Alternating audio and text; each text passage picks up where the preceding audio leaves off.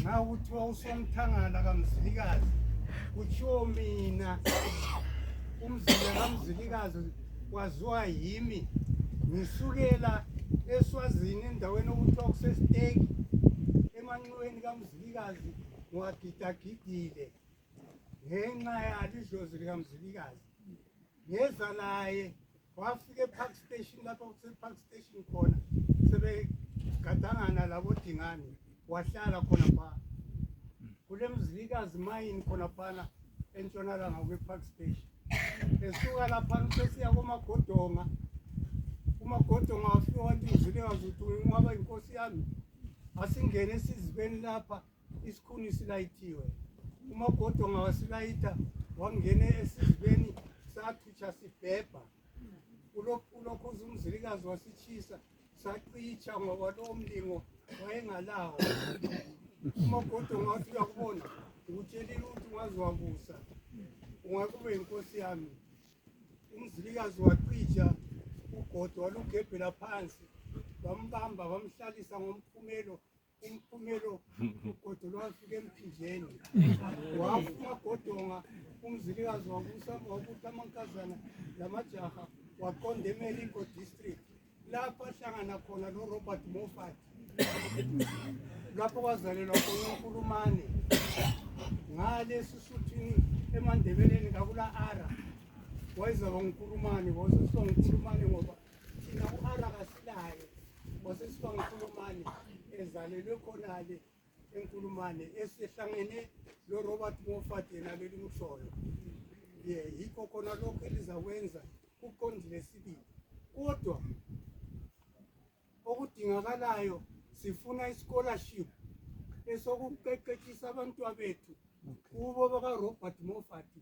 Sifuna ischolarship ngakho umntwana weMandebeleni owake sezwa kuthiwa ungene euniversity ngeRose scholarship liyakuzwa kambe ngena mina batsha kumemezeleni ukuhambe kuye phambili.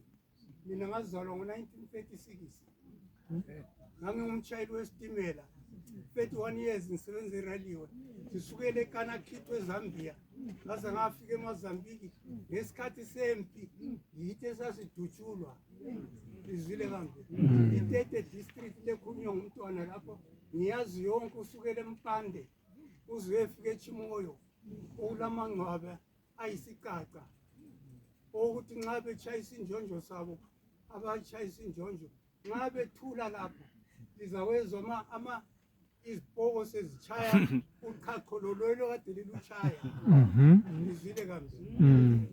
Yikho-ke kusho ukuthi ngamafitshane yikho engalichathekela khona. Ngoka-39 isikolo ngafundela uBhengula School sisafundela emachechi o-location sayivula iBhengula School ngo-53 uQueen ethwele ezabeletha umfana yena lo inkosi. Yikho-ke ilotshe yavulwa yithi futhi savula iGambu ngo-57 ngasengisiye eMzingwane nge4 years ngisuke eMzingwane saya eLuveve Secondary School isabizwa kuthiwa iLuveve Teacher Technical College. Yithi abafana bakhona esahamba siphendla siwela kuqala ezizibeni abanye belandela. Yikho uNjola unina wabo oNdiweni laba bakaHlathi babelethwa ngumama bonke osekaHlathi labana babelethwa ngumama. Umama wasuka koNdiweni sokubelethwe uChotho udade wabo.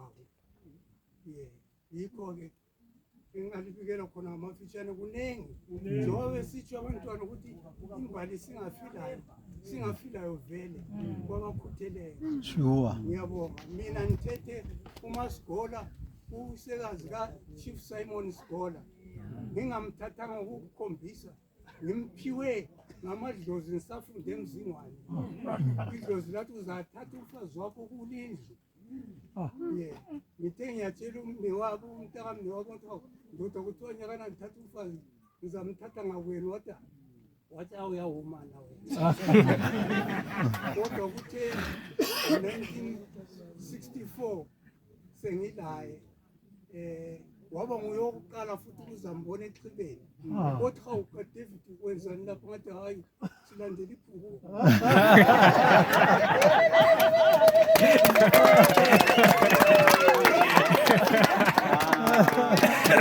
Sesizaphupha la.